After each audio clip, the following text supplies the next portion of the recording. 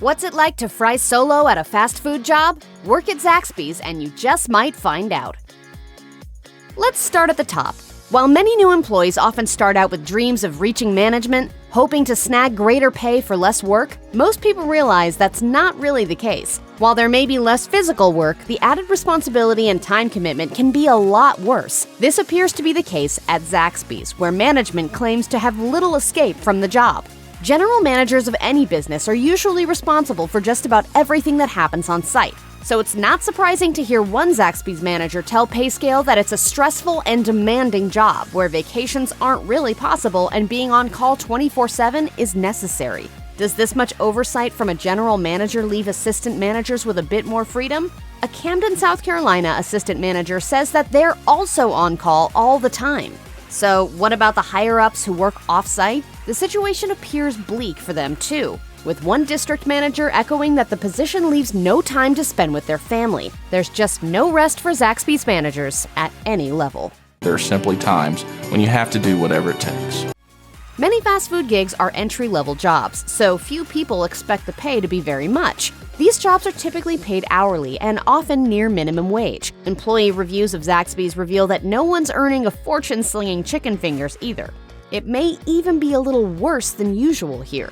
A former Zaxby's cashier from Rockmart, Georgia, claims to have loved the job, but had to leave because the wages weren't enough to survive on. Another employee from Tallahassee, Florida, described the pay situation at Zaxby's as, quote, not good at all. And before you claim that pay just isn't good anywhere within the fast food industry, take note that a former Zaxby's crew trainer specified on Glassdoor that the company's pay is even below industry standards.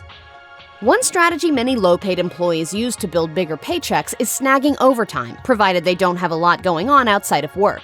It's not an option for many, but it appears to be an option for almost no one at Zaxby's. A crew trainer in Decatur, Tennessee, put it simply, saying one just plain cannot get overtime at Zaxby's, even when plenty of people call out, leaving holes in the schedule. An assistant manager at Zaxby's reported on PayScale that the company is, in their words, stingy on overtime, which leaves at least a glimmer of hope. But that's not all. Not getting enough regular working hours at all is another problem. A former employee from Winchester, Massachusetts was clearly unsatisfied with Zaxby's, leaving a series of complaints that included not getting enough hours. A Hot Spring, Arkansas employee claimed to have interviewed for a full-time position but received just 24 scheduled hours per week, only to be reduced to a mere 6 hours per week and was made to leave some shifts early. It's certainly a shock to anyone to go from an expectation of 40 hours to only receiving 6 hours, and at least one employee from Athens, Georgia had reported quitting over a similar situation.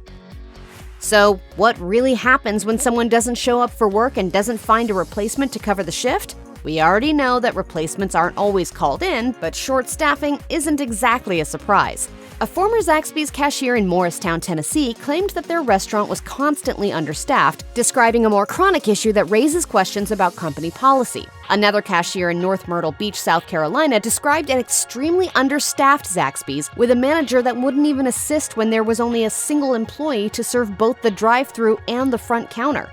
A July 2022 employee review from Charlotte, North Carolina, says the job was fine until everything fell apart when the restaurant became short-staffed, demonstrating that it had previously operated with proper staffing and that things had, at least once, run smoothly. Low pay and no overtime doesn't sound like a great way to lure new employees to Zaxby's, but what about the tasty job perks, like a free meal once in a while? Unfortunately for the hungry hopeful, Zaxby's does not always appear to offer free food to its employees. An anonymous Zaxby's cashier indicated on PayScale that the low pay and high demands of the position might have been more bearable if there had been a free lunch during shifts, but there wasn't. Not all stores seem to follow the same rules, though. Reporting an entirely different experience, a former cashier from Camden, South Carolina, who panned the job with a 1-star review, did acknowledge that free meals were an okay perk.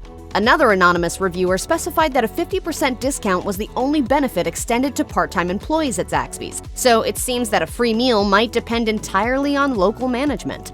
What's worse is employees of Zaxby's report that they don't always get to take proper breaks, according to a former cashier from Chattanooga, Tennessee. A cook from Florence, South Carolina, says that breaks weren't even scheduled, and they would only get a break if they specifically asked a manager for one. Worst of all, a cook from Jacksonville, Florida claims that day shift employees over the age of 18 could never get a break no matter what. implying that younger employees only received their breaks because of stronger laws protecting minors in the workplace. We've already seen that free food policies aren't followed across the board at Zaxby's locations, so it's fair to wonder what's going on and who's making the rules here. While favoritism and management may certainly be factors in certain instances, there's a more legitimate explanation, and that's simply that not all Zaxby's restaurants are owned by the same people because it's a franchised brand. Franchised restaurants sometimes have a degree of consistency between locations, but that may apply more to the customers than the employee. Those who have undergone a change of ownership have reported some pretty significant changes, as reported by one employee on Lenza. Another review on Lenza describes a similar situation with new ownership bringing new management so inconsiderate and, quote, power-hungry that they left the position after 16 years in the same restaurant. You'd think a 16-year veteran would have already seen everything, but apparently this buyout brought some pretty severe changes that prove different owners can quickly bring about a different culture, even in a large chain like Zaxby's. I was very professional. You're fired. Right. Get out! Get out of my sight!